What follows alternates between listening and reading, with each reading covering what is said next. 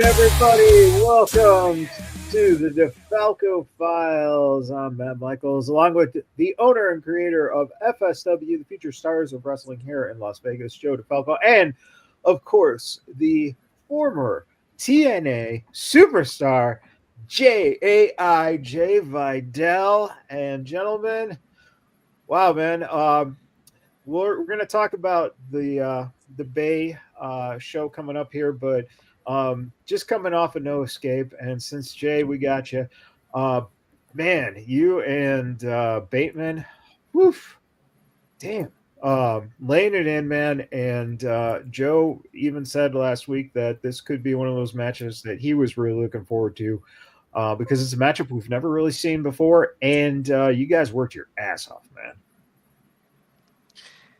Yeah, I think this was just like, to be completely honest, I think this was just like an appetizer. This was just a little something something. I definitely feel as though I had Bateman, as though I was about to just, kick his ass all over the FSW arena, and of course he took that What about sinister the way out. Silverton? Oh well, I'm sorry, the Silverton. I say the FSW arena as in just the whole arena. Okay, gotcha. I don't want to We have to shout out the Silverton. I'm sorry. We got to keep the sponsors happy. I don't know. I was thinking maybe 2 days ago that maybe they met at the arena and they continued the fight. And we're like, we had no cameras on this. What's going on? But I do really feel as though I had Bateman beat. And of course, something that I'm still learning, never had worked Bateman in my life, is that he's always got something up his sleeve.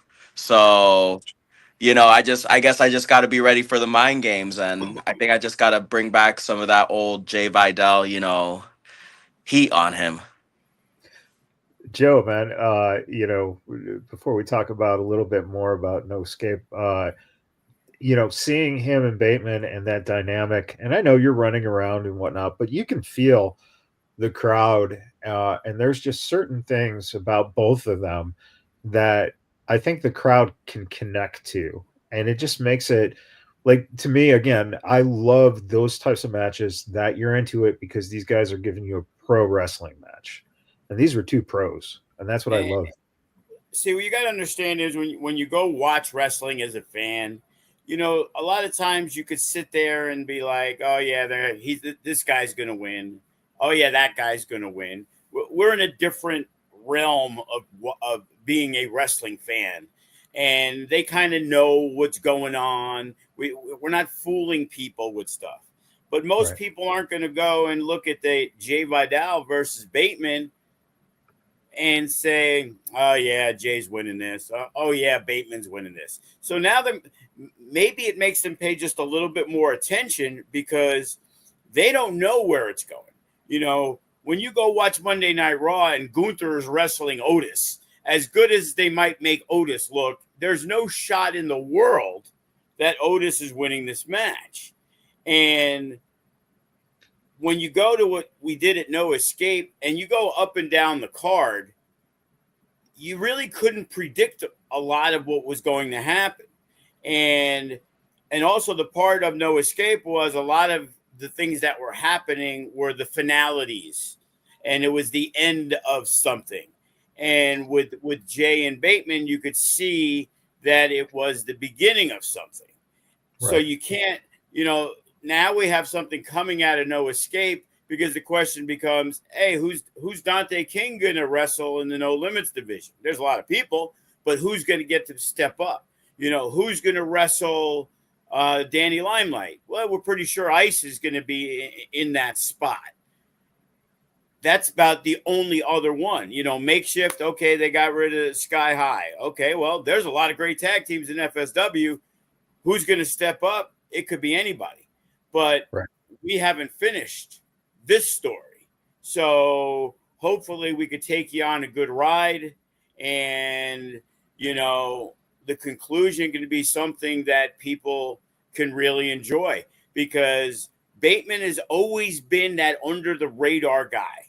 And it took him many, many years to become, all of a sudden he shows up on Ring of Honor, which now gives him a lot of comeuppance in the business. And I remember using him like 13 years ago. He was friends with Funny Bone. He was in a tag team. And I jokingly used to call Bateman Funny Bone Light because it seemed like everything he did was a lighter version of Funny Bone. But in the years that passed, he has evolved so much that you talk about the professionalism. Even though Jay had a very, very, very short run in TNA, the the fact of the matter is he was around so many major league stars. And you look at him from the day he walked in to the day now, you're looking at Bateman, you're looking at a major league wrestler. You're looking at Jai Vidal, you're looking at a major league wrestler. There's great indie wrestlers. Indie wrestlers, hey, this guy's really good for an indie wrestler. And it was kind of like when we would say the thing about Lacey Ryan, Zoe Stark. A lot of people are like, oh, yeah, she's a really good wrestler, for a woman. And it's like Lacey she's a really good wrestler, and it was cut off because she was that good. And you can see who's special. And you look at our show from top to bottom, holy fuck, how many special guys that we got on that show. That it's just a who's who of professional wrestling. Many years ago when we first started, I remember Modest and a few people, well, Future Stars of Wrestling, that's a dumb name. And it's like, what do you mean?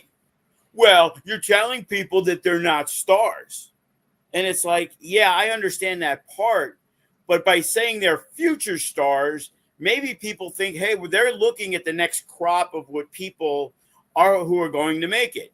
Because in 2009, we had Sean Ricker, who becomes LA Knight. Nobody knew who he was. The Reno Scum, they went to TNA a few years later. Brian Cage. The names of the people that we had. The Young Bucks were on the very first show. Nobody fucking knew who these guys were at the Rancho SWAT meet. Shit, even another AEW guy, Brandon Cutler. He wrestled with his brother against the Young Bucks. Right. And that's what's made our company what it is today. That's why you'll see me use, hey, I'll use Eli Knight out of Culture Inc. I'll use Rich Adonis. And all these guys beg to come to FSW. They'll get their way here. They'll work for whatever it is because they want that on their resume. Richard King gets himself down here, finds himself wrestling Jai Vidal and Kenny King in a triple threat match. Now, Richard King's awesome, but nobody out here knows who he is, but he's trying to make sure he gets to be known who he is. And because of everything we've done, now we got WWE's ID program and Jordan Oasis. Duke couldn't make it. He shows up. We're not begging him to wrestle. Here's the WWE ID guy. He doesn't need to, but he comes in, hey, I want to work with FSW. So there's so much going on with us. And, Jay's made a commitment that even though he's not in Vegas full time, he knows he's going to get the best matches here. He knows he's going to get, be on shows like the Beynefit for Bay that it's tough for him to get a match if it ain't in the scramble, 6-man, whatever it is, because we got superstars everywhere. And if you don't think that other management from AEW and WWE won't be watching this show or New Japan or AAA, you're out of your mind. So this is a great opportunity for everybody. So, the minute Jay said, hey, you know what, I'm going to see if we can make this work and be out here. And, I gave him some thoughts on how to make it work. And I see he's gotten himself booked elsewhere because of that, by staying out here a little bit longer. Instead of just a once in a blue moon, hey, let's make a special show and have Jay on it. Now it's like, okay, now we can count on him. And now that we can count on him, we can also put him back into programs and to storylines because he is a huge fan favorite. And, Bateman to our fans is a bad motherfucker. So it's a perfect thing. Because, Jay tried to force his hand on me and force me into a situation where I had to book him into a storyline. You know what I'm saying? So I had to, make my mind work, overtime, because all I had on my mind was to make Jai Vidal happy. And, fortunately it worked out. And I think we got something good with Bateman. Yeah, it seems like you're excited, Jay. No, it's so a lot there, right? A lot there to unpack. first of all, I do want to piggyback off what Joe said about kind of FSW being the place to work. You know, it's funny. I was working the tag team match for the New Year's show because unfortunately Matt Vandergriff ended up getting up sick, so he couldn't go there to tag team with Bodie against Evan Daniels and Bryce Saturn. And I'll never forget what one of the commentators said. He said, "You really got to find your place here in FSW because it's so like star-studded right now, you know?" And that's how I always felt with FSW. That's I think what made me better was because in other independent promotions, you just kind of get like, you know, if you're okay, you're already probably handed a main event spot because not that many people are even Right. decent, you know, in most promotion. That's just the, you know, the god honest truth around the US. But you go to FSW, it's like okay isn't gonna cut it, you know. Right. Being even being good isn't gonna cut it. Being good might get you on a pre-show, but you really gotta be great, and in order to do that you have to step up in ways that you could never imagine to step up. Because I remember when I was on shows, you know, trying to get on shows, you know, who was in the main event were the Crosses and the Chris Bays and, you know, the Corey, I mean, I'm sorry, the Hammerstone. Hammerstones and the Graves. And, you know, you had those guys that were in the main event. And that then meant that the secondary title, you know, the No Limits title, who was fighting for that, you know, it was like Damian Drake super on top of his game. Not to say he's not on top now, but at that point, you know, he was super on top of his game, wasn't letting go of that. You had, you know, Ice Williams coming up and fighting for that spot. You had all these hungry guys in one place at one time, and you still do. It's something. It's a wave that's always continued with FSW. I think it's just a wave that I've been able to ride, but it's a wave that's continued with FSW. And people ask me all the time. Wrestlers will ask me, "What do I got to do to get booked?" I say, "Look, I could put in a good word for you because I think that you're talented, but you're gonna go there and you're gonna realize, like, you know, there's a pecking order there, and." Yep. You might in this promotion over here in Florida, you know, in Naples, Florida, you might be up here, but the moment you get over there, you're gonna realize you're kind of down here. Well, Um, and Jay, in some ways, is that a good thing when it comes to motivating you to work harder? Because a lot of the guys that you're talking about just kind of go like, "Oh, okay, well, that's not for me. I'm just going to stay where I am." But guys like you worked your ass off to climb that ladder, and that's why we respect you. Look at his arms. not right now, not right now. I got them covered up, but you can still kind of see them. Yeah. Um, so, um, yes, 1,000%. I know when I moved to Vegas, I bet on myself. I moved to Vegas with $3,000 in my pocket and literally on a flight. Most of that money was already blown on first month's rent and, you know, trying to And, get some and others. paying and paying Sin Bodie. and and that part too, having to pay my way through trading. So then, you know, I go there and I think things are going to be kind of handed to me because I was doing so well in South Florida, but they weren't. You know, I had to start off on pre-shows, and they were these six. Joe will tell you, you know, they don't do them anymore. These kids are lucky, but it used to be a six-man tag team match, 5 minute pre-show. How do you get the show out in 5 minutes being in a six-man tag?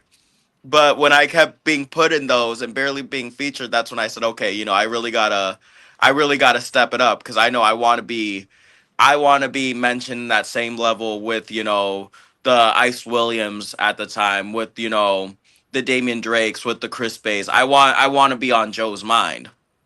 And I think me training with Lacey, me training with Vandergriff and Damian Drake, you know, we were just all four of us just always getting in there.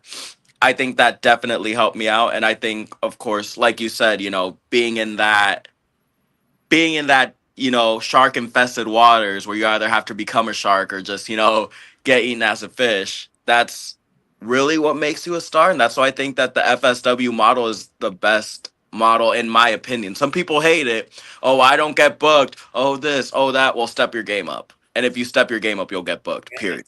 And that's 1,000%. You got to earn your opportunities. Taking a guy now that you saw in the scramble match, Bryce Saturn, for example. Here was a guy, he was getting a lot of love in Arizona. They were using him, and I talk about him all the time. You look at him physically, and he is in unbelievable shape. And what has happened to Bryce Saturn FSW? He's been featured because he has put himself in what I like to call the top 20. When you're in the top 20, it's what do we have? It might be a scramble. He's a guy who's lucky enough because he's got a good tag team partner, whether it's Evan Daniels or Damian Desire, he could go anywhere. He's had good matches with Ice. It was a Future Shock, and it was him and Ice Williams, and it was fantastic. And it was like, I've said it a million times. I didn't really have a use for a guy like that because he's working every other show in town. There's no value. And he is another one. He bet on himself. He wanted to work for the best company in Vegas. So he said, you know what? I'm not going to work anywhere else. I'm going to work here. I got my bookings everywhere else, which is certain things that even our local guys can't do because, it fulfills their value of being, they're not good enough to be on our casino show. That's the bottom line. How do you get there? Well, you go on Future Shock, and I know you got to get bookings, but you got to go elsewhere to do it. And the people who've made the commitments, now all of a sudden, Bryce Saturn gets on my radar because this guy's good. Now he's committing to me. Same thing with Damian Desire. And then now over the last 8 months, these guys have basically transcended what they were 8 months ago when they were pretty good. And now Bryce Saturn's a guy that I believe can challenge for any title. And he's going to give you a great match. And he looks good. And then recently I just saw him start cutting promos. And they were awesome. So it's like, here's another guy that made himself make me have to book him. I didn't book him because, he's such a nice guy. He bought me something for Christmas. I don't give a fuck. You know what I mean? It's like you got to go out there and you got to earn it. Same thing with the younger kids. There was a point where, hey, Makeshift Chemistry, the Killer D's, Mariachis, they were all they were equal. They were getting their Future Shock shots. And then Makeshift Chemistry, they had the better match than another team. And they had a better match than the other team. And then they kept rising the ranks. And as the other guys started getting on shows, you saw them at training a little bit less every week. These guys were coming in with the mats and everybody else. And all of a sudden I'd get there and they've already been there for an hour. I can see Makeshift Chemistry every Monday and Tuesday because they're training with Brittany when Chris is there. So they're putting in the time. AJ could be the biggest pain in the ass, but I can't tell you that he doesn't put the work in. We were there Monday to set up the ring after it broke, and AJ and Fox were there. A lot of these guys who get on the main show feel, oh, okay, I'm a superstar now. I don't have to help. But these guys do. So even though he might piss me off about something, the good far outweighs the bad. So when the bad far outweighs the good, if you have a brain, you can see where that is. That's what happened with Raw Reese for a long time. That he was in the doghouse because he was a fucking idiot. Hey, we need you to come and help, and then he comes with the dog and he sits in the back with the guys at a show. Like, dude, what are you, fucking Teddy Hart? You got the dog, he's got the cat. We're gonna have a tag team if Teddy ever gets himself out of the mess he's in. And it's like a lot of these guys just think they have this delusion, a lot of younger guys, that they're better than they are. And it's like a lot of these guys, Mariachis, for example, you guys are really good for a team who's been around for a year. If somebody said you were 10-year veterans, that's how wrestling is, they'd be like, you guys kind of suck. Because if you go through their matches, there's a lot of hiccups. But for guys who've been there a year and a half, it's like, wow, these guys are really good. The same thing was like that with the Suavecitos and stuff, that they thought they were the greatest team ever. It's like, calm the fuck down, guys. You guys are really good for where you're at. Yeah. But where you're at on my show, you're going against the Hammerstones, the Jai Vidals, the Chris Bays, the Shoguns, the Heroes, guys that have put in 5 years. There's that. It's called the terrible twos in wrestling for a reason. A lot of these guys get to this point, they get to be on some good shows, and all of a sudden they feel they've made it. And then that's what separates the Crosses, the Hammerstones, the Lacey's, the Jai Vidals, the Vandegriffs, who no matter what they get in FSW, it's not enough. They want sky's the limit. Right. I do not take any offense to somebody who feels that the FSW Heavyweight Championship isn't the biggest deal in their life. It should be for that moment, but their goal should be to be a WWE superstar, an AEW superstar. We're called future stars of wrestling for a reason. And with the connections we have, we think we give good opportunities. But as I say, I'm a workaholic when it comes to this. And it really bothers me when I see somebody with talent who really doesn't put in the effort, doesn't really want to work that hard. But the ones that work that hard, because you'll hear a lot of people, oh, Joe's an asshole, Joe's a dick, blah, blah, blah, blah, blah. Go ask the guys. When Jai Vidal and I realized Jai Vidal had something special, he got taken care of a little better. Hey, we're going to reduce your dues, Jay, because I feel that you're being charged way too much, and that's why you got to move away. And I'm like, I ain't taking my cut if somebody else has to take their cut, because I want Jai Vidal on my show, because I think this guy has what it takes to make it in this business. And you see who they are. They're the hungry motherfuckers. They're the ones that are there if I pop in at 3 o'clock for a 6 o'clock class, and they're already there training. Right. And some of these guys think that that 2-hour time span, that's great. Oh, you were there 4 days a week. That's great. You put in 8 hours.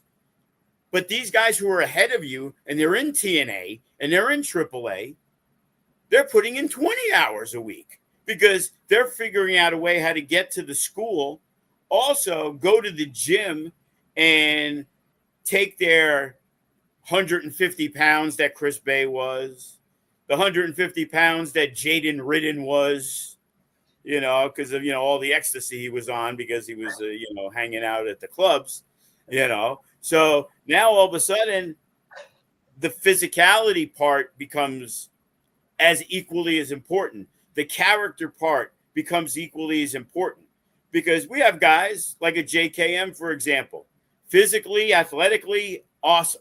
He's really doing some really cool things. But he's got to build a character. He's got to build a persona.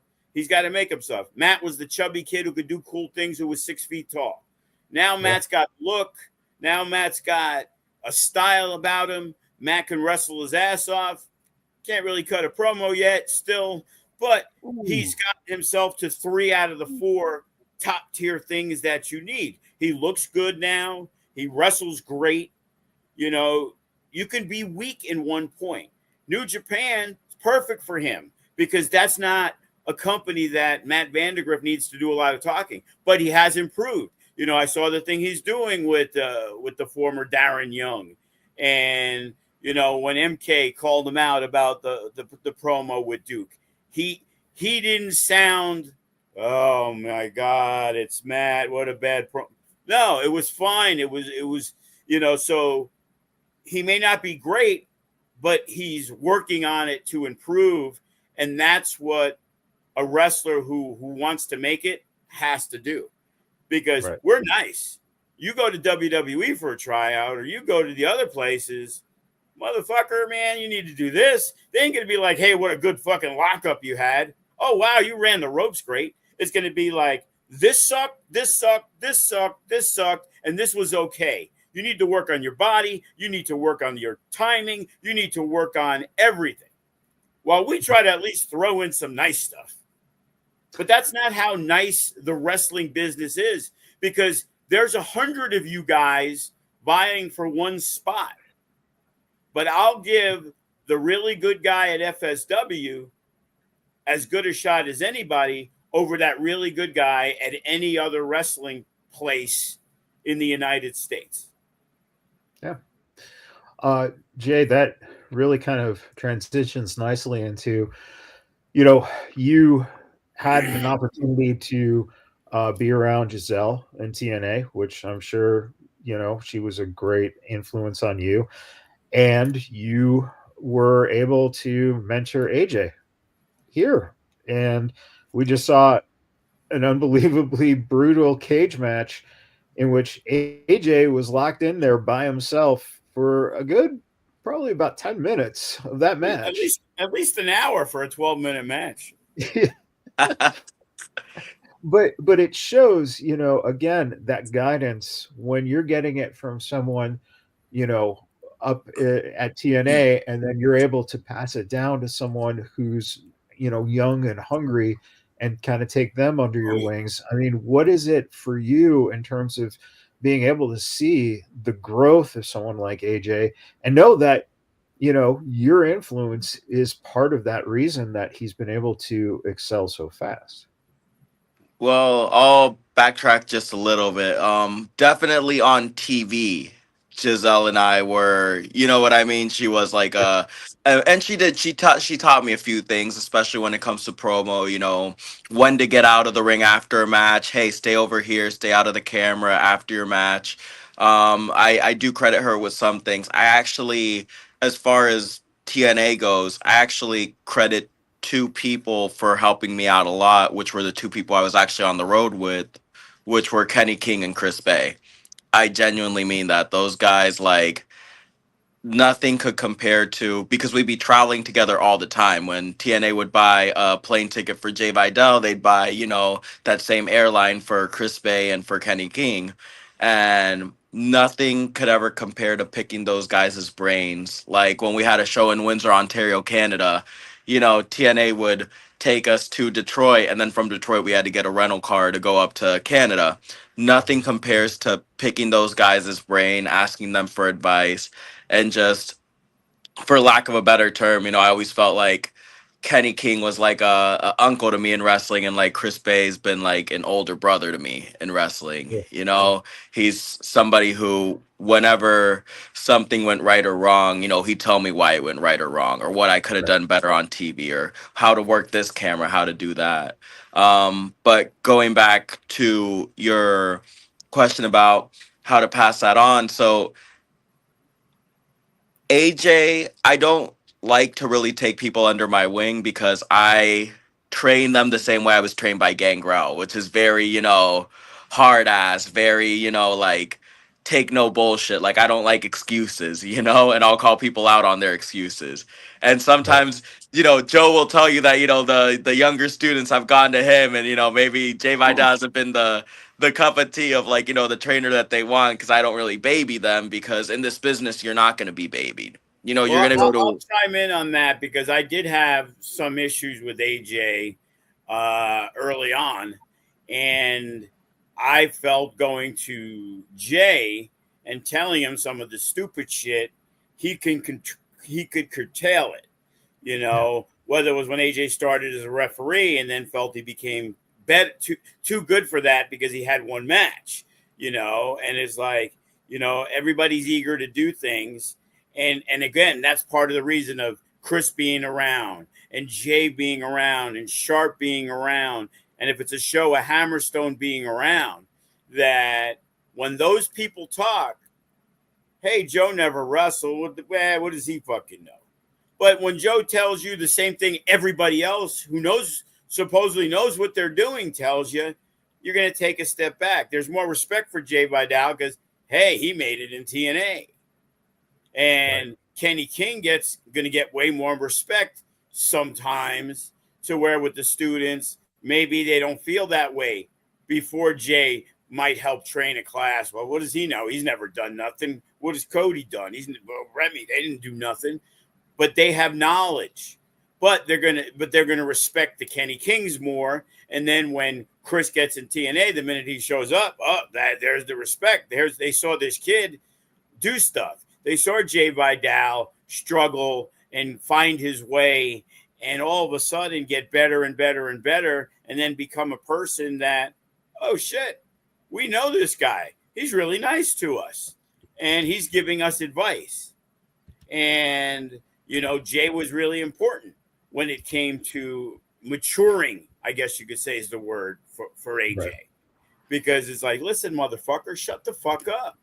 He still gets a little mouthy here and there, but but it comes from a different place. He's in a different situation now. They got themselves out of what we like to call the B tag teams, because there's the A tag teams, the only people that are ever going to get the championships.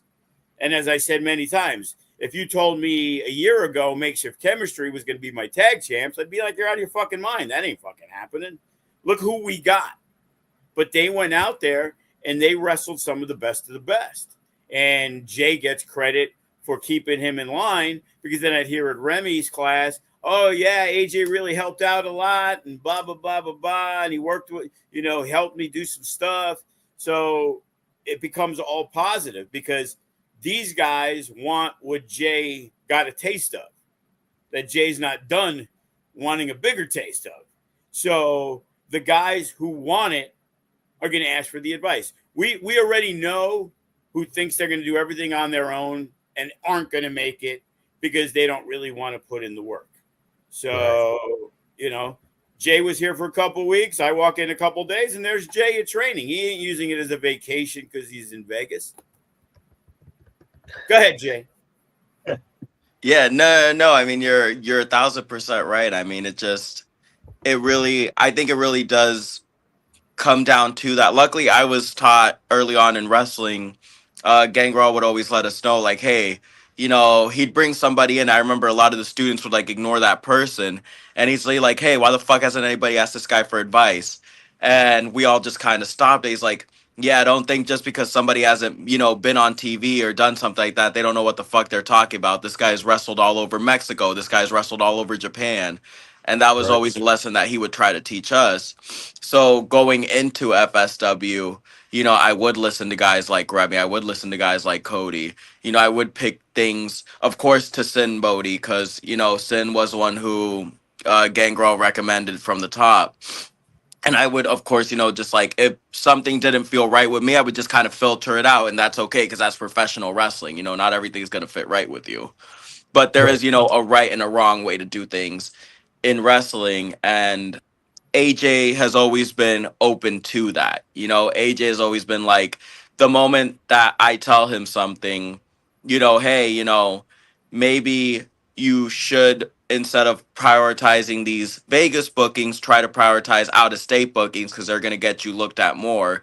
Just because you're working, 3 times or 4 times or 5 times a month in Las Vegas doesn't mean you're going to get looked at, because you're wrestling in that same area. If you want to travel in wrestling, you have to travel in wrestling. And you're already working for the company that other companies are looking at. So working there isn't going to help your stock. But they don't want to understand that. But that's why I need a guy like Jay and a guy like Chris and those guys to make them at least aware of it. Because it's easy for me to say it, because then it looks like, Joe's in Vegas. He just doesn't want us working there.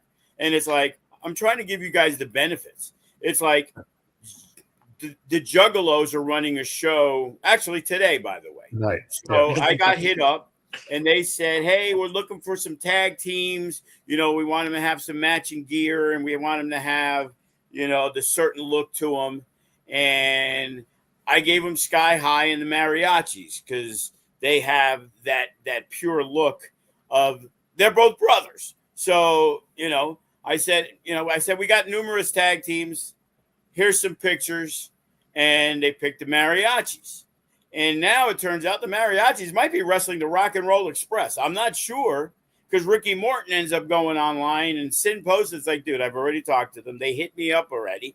It's like, so they're going to be on that show, and they were looking for some women, and they were looking for some younger guys. So I don't even know who they ended up using. I heard Mondo got on anyway, and I heard a few others got on, but they come to me,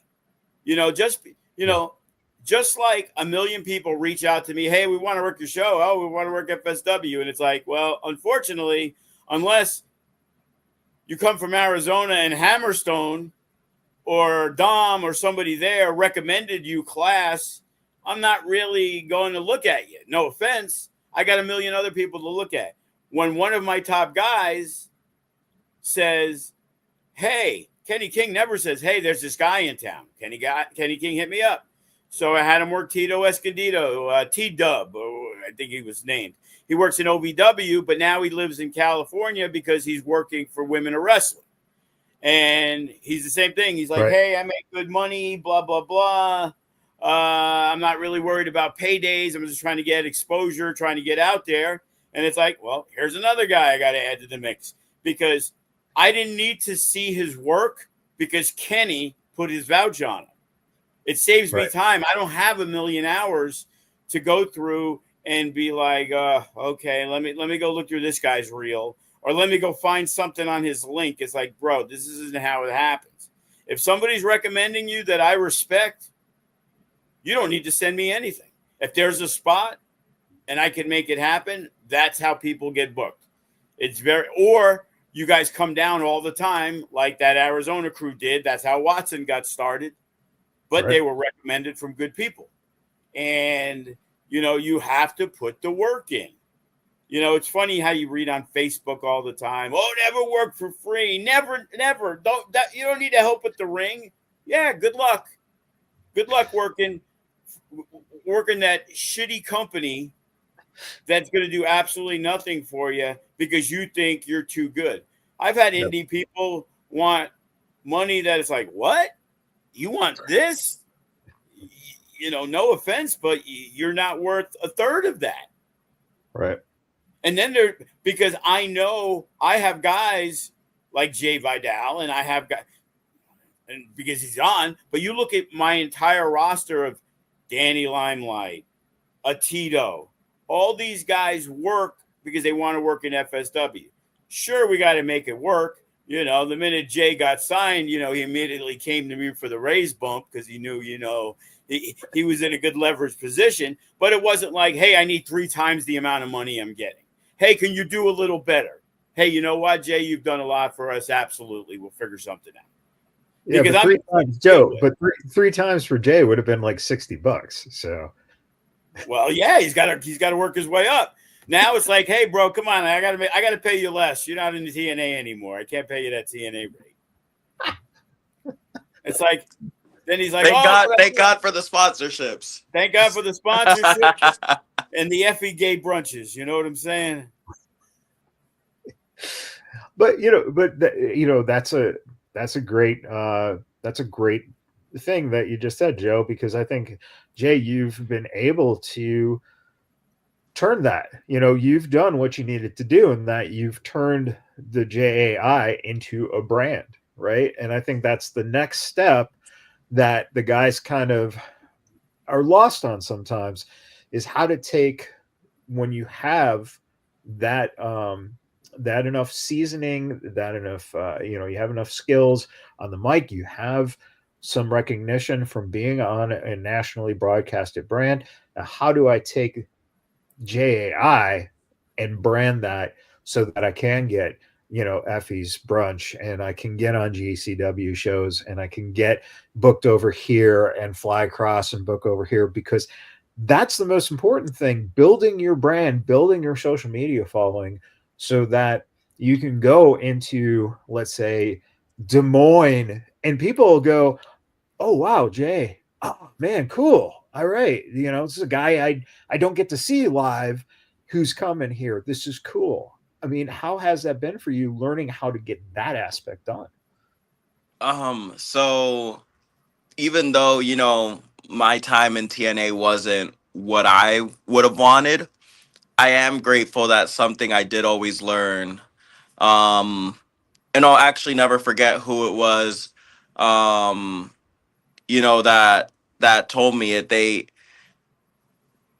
You know, Suge was backstage, and I remember before I went out to my match, at TNA Impact Wrestling at the time to go up against Eric Young, they look at me and they're like, maximize your minutes, just maximize your minutes. Fuck it. They're not giving you a lot, just whatever they give you, go take it. I was like, yeah, whatever they give me, I'm gonna go take it.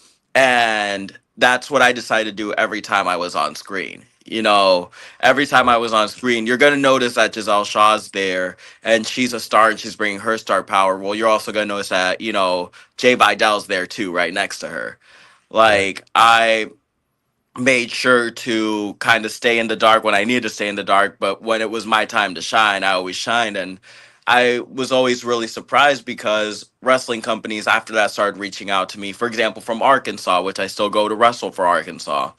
And when I go into this, really rural area in Arkansas, and there's people coming to, my meet and greet and telling me, "Oh, we loved what you did. We love the match that you had with Trinity. We love that you did this, and this in TNA." I'm like, "Oh, okay. There's maybe what I did wasn't what I wanted to do, but what I did was just enough to kind of get the ball rolling." And I actually remember that there was a time after I left TNA when I got like really, really depressed just because I was like, man, I don't feel like, the Florida scene isn't anybody will tell you. It's funny because I just saw X-Pac Sean Waltman at GCW and it's been years since I saw him. He's like, hey man, how you doing? Da, da, da. And then I'm like, oh, I'm in Florida. He's like, oh man, how is it over there? And I'm like, the wrestling isn't great. He's like, yeah, man, it fucking sucked when I was over there. Da da da. He's like, it still probably sucks. Huh? And I was like, yeah. And I'm like, that's why I'm coming back here to the West Coast. So he just kind of gave me a little pep talk on, keeping that going. But it was Joe DeFalco who actually I had a call with Joe, which this was a call where Joe told me, what are you doing? Don't waste your talent. And I'm like, Joe, I'm in love. I'm over here in Florida. I'm in love. What am I, I'm signed to a lease right now. What am I gonna do? And Joe said, why don't you come out here, one weekend or 2 weekends out of every month and you see if you don't just get booked for us, but if you could get booked elsewhere. And it's almost like that really clicked in my head and I was like, wait, the Jai Vidal brand isn't dead. The Jai Vidal brand could just grow from here. And after Joe told me that, I started using that to my advantage, whether that was coming back for a whole week during the New Year show and then getting booked at Wrestle Drag, or whether that was this time around, getting booked for 2 FSW shows and GCW because I realized that GCW was in LA. Luckily, I'm in a spot right now with Brett Lauderdale where I just, message him, hey, could I get on the show? And he actually messages me back right away. He messages you back. He messages me back right away, Joe. He messages me back right away. Messages me back. I get the message back right away now, but no, it was because it even happened after working the Tampa show against Effie because there was a GCW here in Tampa in December, and then he just told me, hey, if we're ever in the same city, just let me know, we'll get you on, and so after having that conversation with Joe and, having that conversation with my boyfriend, and my boyfriend, he's extremely supportive. He's the one who helped me come up with the designs for my shirt, how to sell them. He wants to be at my merch stands. And he's the one who told me, he's like, no, do it. He's like, you have to do this for yourself. He's like, you left TNA. Now you got to kind of hit the ground running. But I really do, not to, whatever, Joe, but I really do thank you for giving me that pep talk, that phone call one time, because that's the reason why I feel my confidence going up now again in wrestling and being able to do this. Yeah, and all I try to do is speak the truth, and unfortunately, some people don't want to listen to the truth. And it was the same situation when Matt Vandergrift decided to move to Florida. And I gave him the same talk. It was like, dude, there's only so many of you guys that are out here in the Vegas area, in the Cali area. So when those good matches were happening, a guy like Jay and a guy like Matt would get some of those matches, especially in the other companies, because their talent wasn't good enough to wrestle that guy.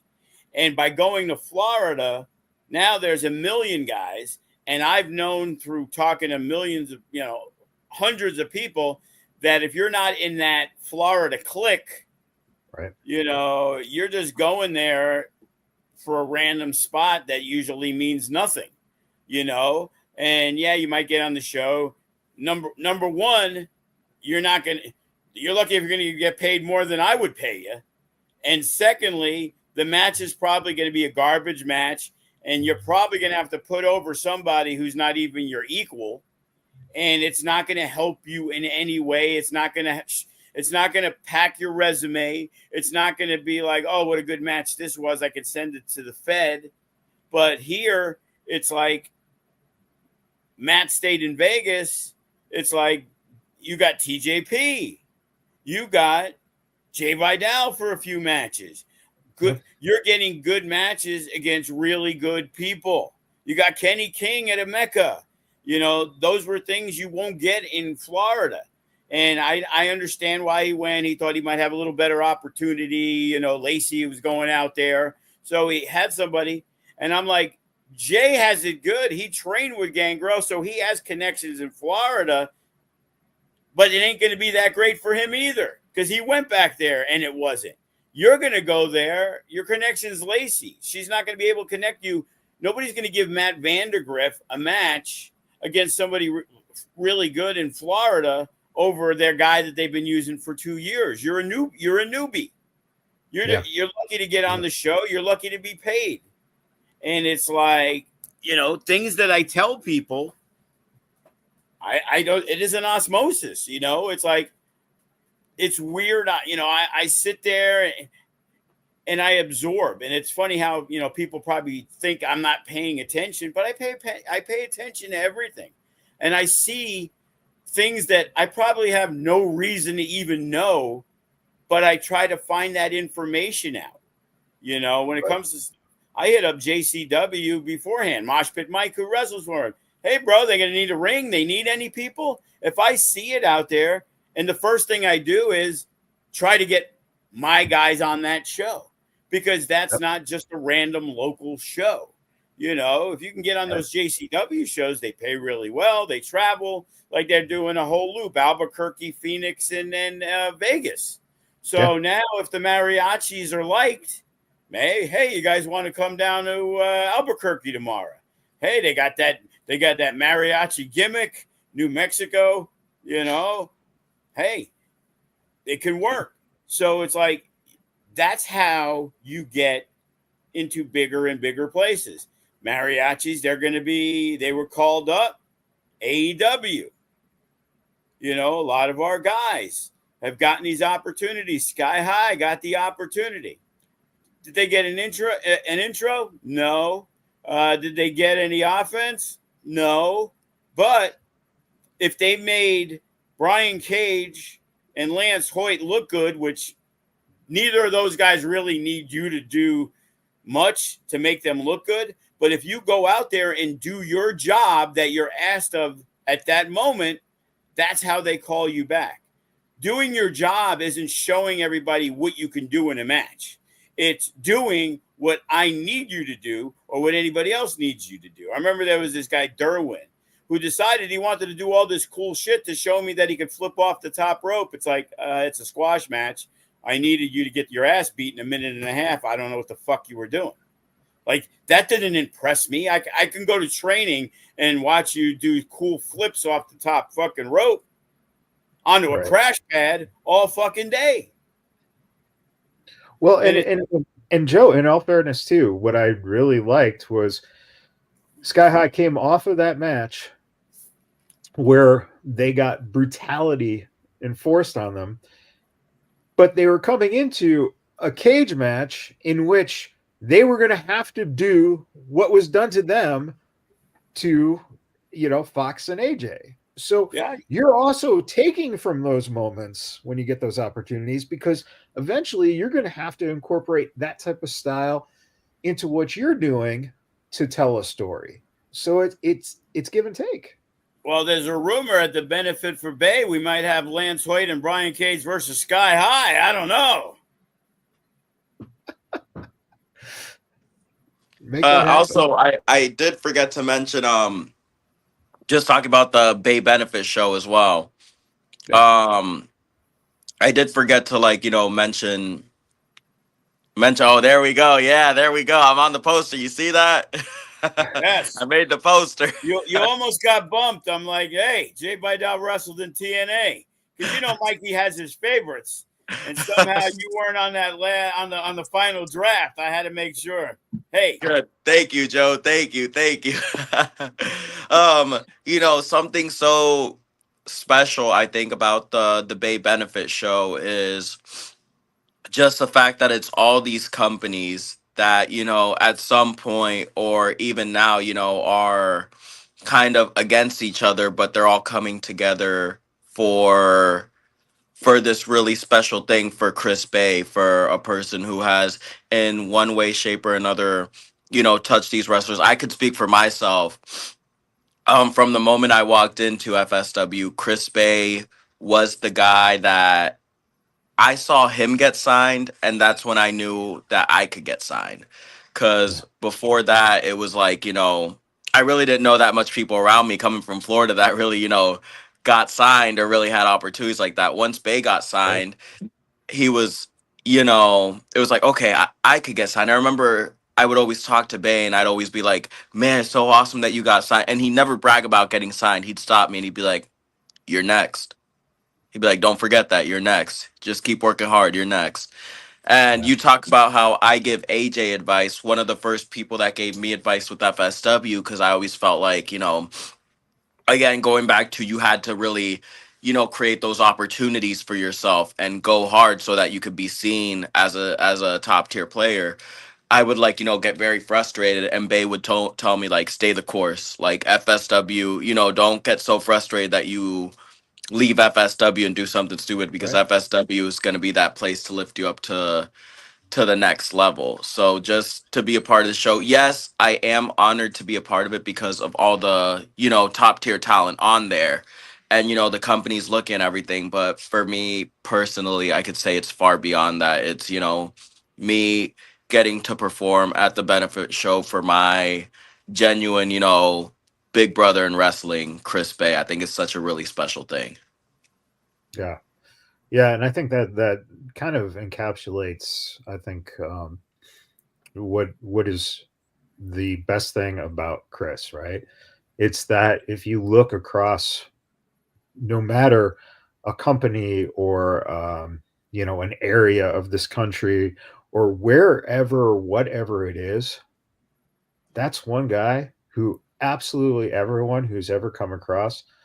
I think we all can say that Chris is one of those guys that you just go, first, you're in awe of how polite and very direct Chris is.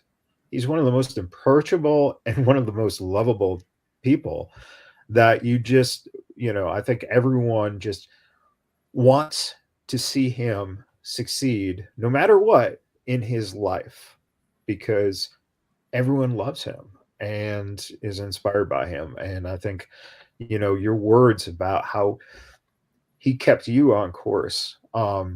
There have been people that over the years have left FSW, and Joe, you've talked about them many a times, and it tends to be that when you lose that course, that's it.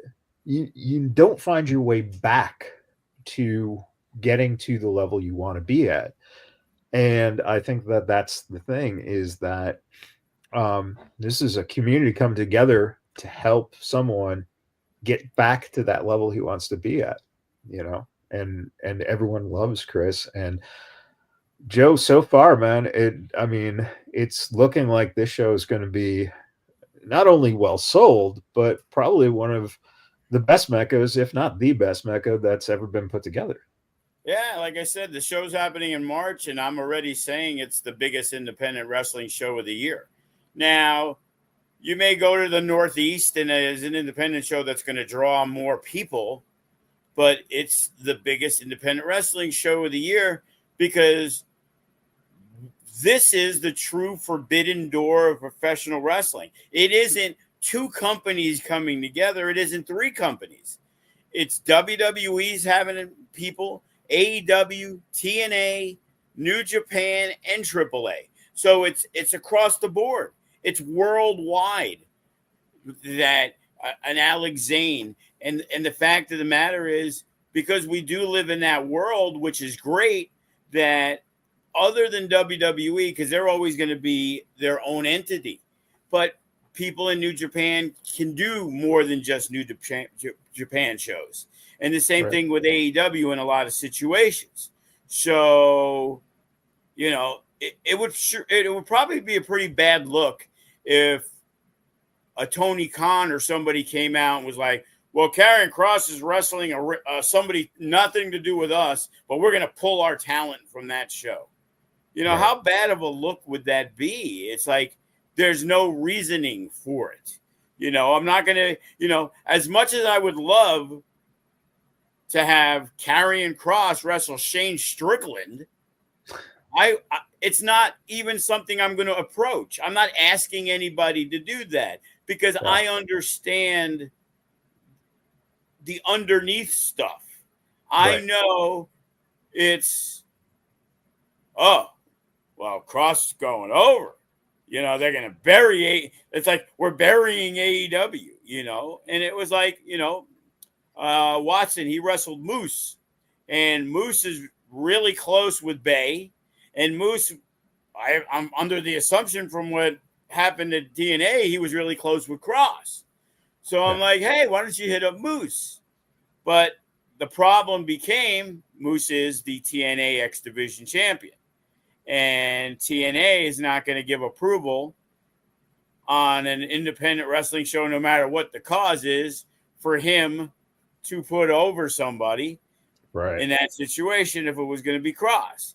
So it's like, I understand business. I understand what we're doing. And I'm trying to make sure that the combination is good with everybody, because nobody's contacted me from AEW. I contacted Sanjay Dutt to get Shane Strickland's info. Well, Shane Strickland hit me up before Sanjay even reached out to him, but Sanjay was going to reach out to John Morrison and Brian Cage. And I'm like, bro, I talk to those guys. I talk to Brian all the time. I don't need that. I'm like, I haven't talked to Shane in a while. He's like, okay, I'll reach out. And then shockingly, Shane reached out on his own. Same thing with Leo Rush. Same thing with AJ Francis. Yeah. You know, some of these guys, like the people I knew that also I knew were tight with Chris, like obviously Ace Austin and Trey Miguel. I'm going to reach out to them. Hey, we're doing this. Would you be interested? You know, I was talking to Brian Cage about something. He was like, oh, what's going on with the Bay show? And I'm like, oh, well, we're doing this, that, and the other thing. And I don't want to impose on somebody to ask them, hey, do me a favor. Not doing me a favor. It's like you're putting somebody in a bad situation. Hey, love to have you do a charity show and wrestle for free. I'm not asking you. You're gonna ask me if you can be on it, other than the people I know. And Brian was like, hey, count me in. And it's like, count Melissa in. And then all of a sudden it's like, oh, okay, well, we got Cage. And then Strickland hits me up. And then Trey hits me up.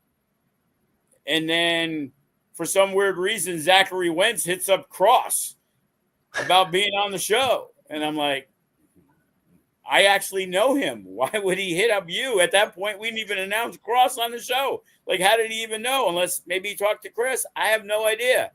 And then I hit up Wentz, and he's on the show. And then Leo Rush on Twitter hits me back. Hey, I'd like to be a part of it. Okay, cool. You threw Frankie Kazarian. Now he's on the show. So it's all these people that want to be involved. John Morrison, who loves Bay. Hey, bro. Yeah, count me in. Yep. And now Alex Zane. I don't even know the guy. I was like, okay. I'll fly myself in. Put me on the show. And then all of a sudden I look and it's like, wow, this guy was an ex-TNA X Division champion. And he's killing it in New Japan. It's like, well, that ain't no battle royal guy. That's the guy that I got to put in like a 6-man tag. And then MK's like, well, hey, can you use Sam Adonis? I'm like, we can use anybody who wants to come out here and offer their services. I'm not going to turn somebody down. If you're a wrestler, Chris knows, he's already given me a few people that he knows they're going into the battle royal. but they want to come out and they want to stand tall for Chris. So we're going to be doing a 30-man battle royal. Half of our students and half of, people from around, the United States that want to fly themselves in just to be a part of something. So, it's just amazing. And as I said, now the hard part is I see all these names and then Rich Swann. Hey, I want to do it. I'm like, oh, okay, obviously love Rich Swann. Willie Mack calls me. He's got something with the Juggalos. I'm like, hey, Willie Mack ain't on Twitter and Right. Facebook. Yeah. He barely, he doesn't probably even know about the show. And I bring it up to him. And I said something about Ricochet being interested. I said, maybe we do Ricochet and Swan. And he was offended. It was like, what about me and Swan? And it's like, well, if you want to do it, Willie, obviously you live in Vegas, So, I think there's going to be more names. I think we're going to save some surprises. Sure. For people to be like, holy shit, this motherfucker showed up. Like, what the fuck? So we're, I'm meeting up with Chris probably Monday or Tuesday just to discuss, like, hey, is there matches that he wants to see? Sure. It's like, yeah, I'm promoting it, I'm booking it, but it's like, hey, Ace Austin wants to work John Morris. Who am I to say no? Kenny really wants, I saw Kenny yesterday. Oh, I never asked you for nothing. I'm like, dude, I haven't put shit together. I'm not fucking Fabing you, dumbass. It's like, I've known that guy since 1999. Like, really? I'm Fabing you, Kenny? Like, I haven't even put one match together. And the show's 2.5 weeks away. And we're gonna now you got to rib him, dude. Now you got to rib him. Well, it's like I told him. He's like, oh, you're going to bust my balls now? Because I saw him yesterday. I'm like, no, Shane Strickland hit me up the other day. Oh, yeah, what about? He was like, hey, who do you got me working? And I was 100% honest. I said, at this point, I got really no idea, but I know Kenny would really love to wrestle you. And he goes, well, Kenny would be great. So when I told Kenny that. He wasn't 62? I should have said, oh, yeah, he meant Kenny Omega. Sorry, not you. But yeah, I said he would. I said it might be a triple threat depending on the names because, hey, who's Rhino working? Well, he's on the list to work Cross, possibly. Right. You got Morrison, you got Ace, maybe a triple threat. Maybe we got the Rascals, so they might as well tag.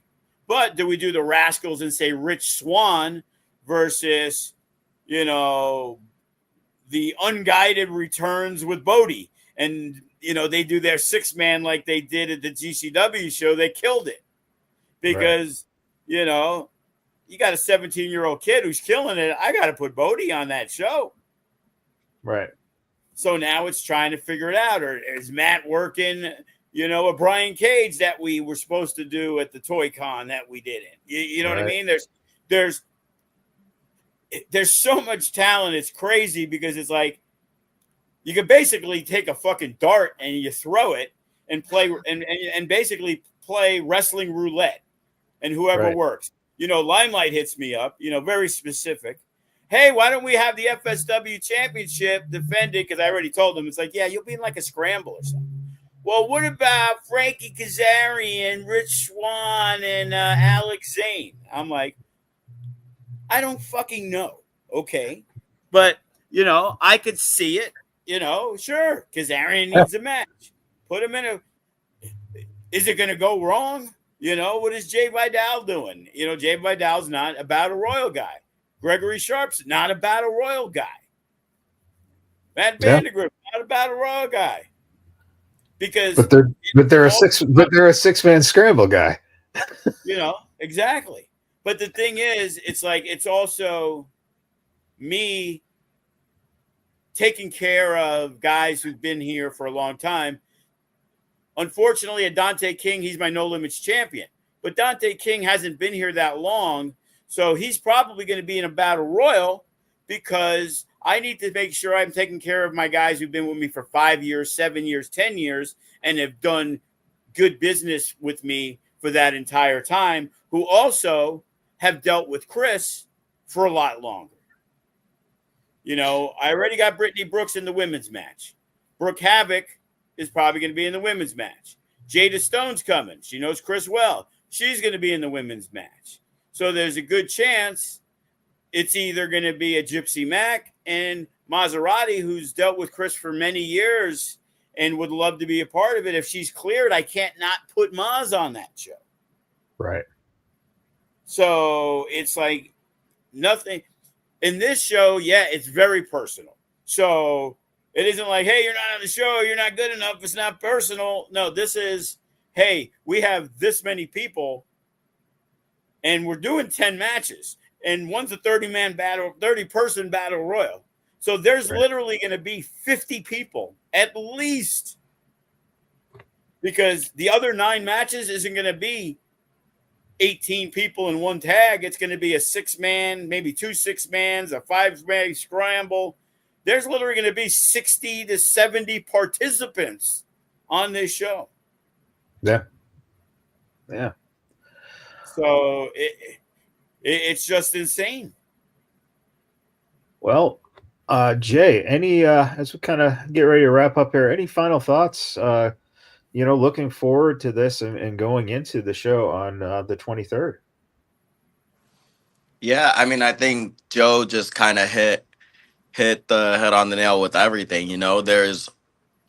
There's so many possibilities for so many matches, and just matches that you wouldn't really be able to see otherwise, because when are all these stars going to be under one building at one time? And that's something that, hopefully the people that are going there are going to see. This is something special. This isn't, you even talk about like the Northeast shows. You could go to a Northeast show and see, maybe 3 of the guys that you just pointed out on one show, but the rest are indie guys. Like, this is all a fully star-studded event. And going back to what I said earlier, I think that the reason why we're doing it is the most special thing above all. And I do also agree with you, Joe, saying that this is the biggest, independent event of the year and the real forbidden door. And it's not a forbidden door that's coming, because of malice, because of, let me try to go against this company, like try to do this. It's all coming for our love for this one special person in this business. It's all coming for Chris Bay. And like I said, I'm honored and excited to be able to be a part of this show and to represent, FSW, and more importantly, just to put on a great show for Chris Bay, because I know he's gonna be super appreciative of everybody and anybody who's there for him. We'll make sure that he feels the love that day, because it really is about him. And I was thinking back and I'm like, well, the only thing I could think of similar to this would have been when they did the Brian Pillman tribute show. But when they did that, it was just WWF and WCW. This is everybody. This is, and that was a big deal, obviously, because of WWF and WCW at the time. So, but in this event, it's never been done before, where you'll have wrestlers from every single major company in the world under one roof, So even talk with Brett and GCW and seeing, because they're going to be in LA, I believe, the day before. Right. So, who knows, who might show up. So like I said, I'm working that on the sidetrack of like, man, I already told the Silverton, we're going to be going a little long on this one because,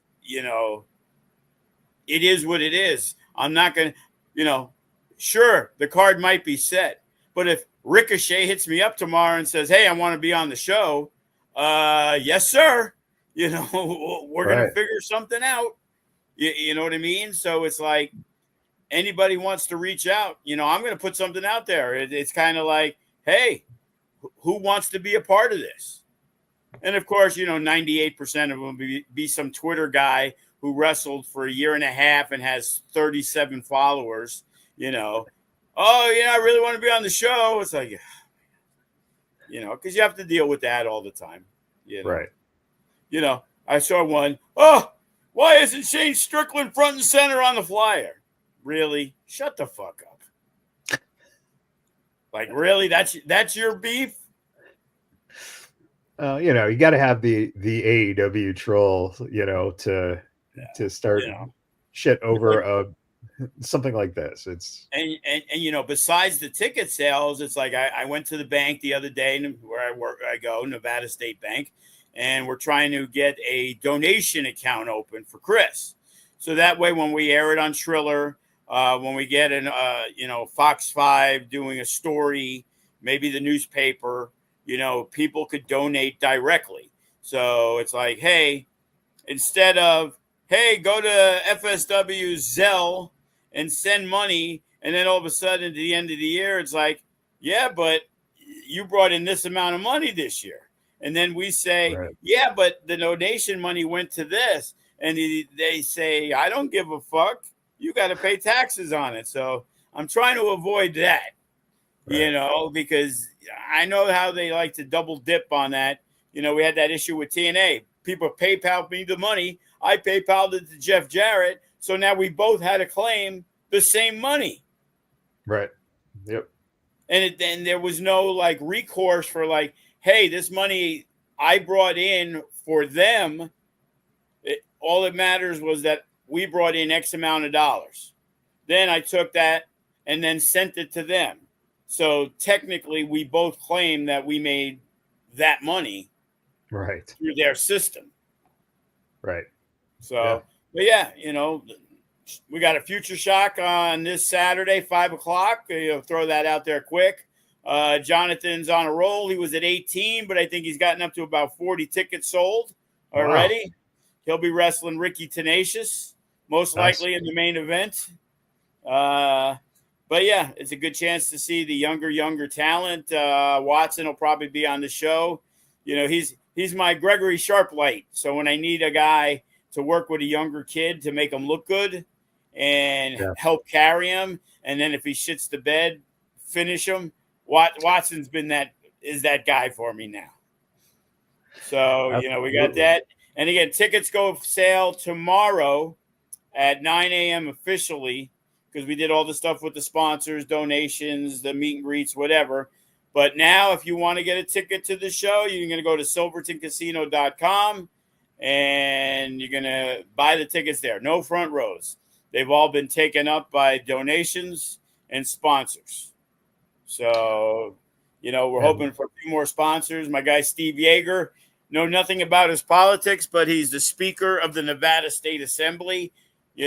Praise him, donated $2,500 to the cause. And, that basically is covering a lot of the flights that we have to cover on there. So the more that gets put out in the sponsorship, the more money goes to Chris Bay. So, we're hoping to rack up a big number. You know what I mean? It's like, we want this to be, extremely special. And, Chris is a guy who from day one, from when he made it, he never changed one iota. He was always there. Hey, I'll do a promo. We'll set something up. Never be like, hey, how much you paying me for the promo? Hey, how much you paying me for commentary? How much you paying me to go talk to the guys in the back and I'll agent your match for you? It was just like, he just felt that was part of what I had done for him. He's going to do for me. And when we have a show, pay me accordingly what you think you can afford and don't go out of pocket. So I have now the opportunity to do something, and it's amazing to me because it's like, wow, like I expected this to be a nice show. It's going to be cool. We'll get some people on it, and it's just fucking insane. I'm getting messages from people everywhere. I'm getting messages from companies that have no idea they exist. And it's like, you know what? Hopefully, as I said, maybe it makes it another venue because we need help. We're an independent wrestling company. We don't make a lot of money at all. And it's like, so we're trying to get better deals. Maybe somebody will treat us better when we do shows. Silverton's good. I want great. I want somebody to be like, yeah, whatever you need, Joe. Not like, oh, well, yeah, and unfortunately, hey, we had no video. Hey, here's 300 back. Nah, of course not. It's never that. Where's your check? You haven't paid me yet. It's like, where's my contract? You haven't given it to me yet. So this is extremely special. So this is going to be, again, we always talked about, hey, things that you will remember for the rest of your life. There's only so many shows that I could be like, this was special. That FSW GCW, yeah, that was special. Hey, having Kevin Nash at a casino show in Mesquite, having Matt Hardy win my championship. Those were special moments. But this will live forever. Yeah. Yeah, very well said. Jay, for a douchebag like me, Jai Vidal, you know what I mean? I was going to say, Jay, can you tell us about Joe's douchebag side for a while? Well, what you see is what you get with Joe. So I don't think there's another side to him. I think it's just 100%. And that's, it is what it is. You don't like it. But the good thing is you're never gonna get like you do with other promoters, right? Where they just like, oh yeah, that was a good match, and they talk shit behind your back. Joe will tell you if that match sucked. He'll go to him, how was it, Joe? It fucking sucked. Why did this happen? At least you get the real deal with Joe. Love it or hate it, you get the real deal with Joe. Joe said it was great, but he hasn't booked me for like 9 months. I wonder why. Right. He said everything was fantastic. Well, there you go, everyone. Jay, thank you for coming on with us, man. I know it's been a long turnaround for you. Thank you for getting us into your busy schedule. Thank your boyfriend for giving us an hour of your time. Yes. Oh, yeah. No, thank you for having me. Like I said, really excited for everything that's going to go on with FSW, with this feud with Bateman. I definitely think that this will be one of those ones that will definitely define my time in FSW, just like the Gregory Sharp one did years ago. I think this is going to be a very long-term told story, and I am super, super beyond excited, and again honored to be a part of the Beynefit show. And again, the Beynefit show is on Sunday the 23rd. Joe, what time do doors open for the outside of the meet and greets? Well, doors are open regularly at 4. We might move the meet and greet a little earlier. We'll let people know. Right now it's scheduled for 3:30. So we might have to go to 3 just because we got this is more meet and greets that we're going to be done in a long time. So we want to make sure there's people to get in because, I'm going to believe there's going to be more than 500 people there. So.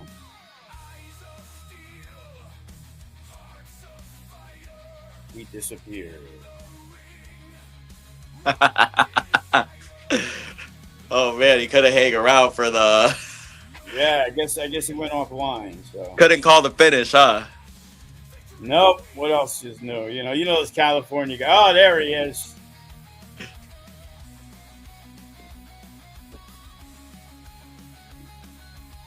Hey, Matt, can you hear us? All right, I guess we can go, Jay. Well, that'll wrap it up for us tonight, everybody. Any final words, Joe? Any final words?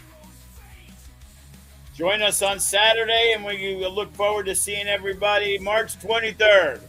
Thank you and good night. Thank you and good night.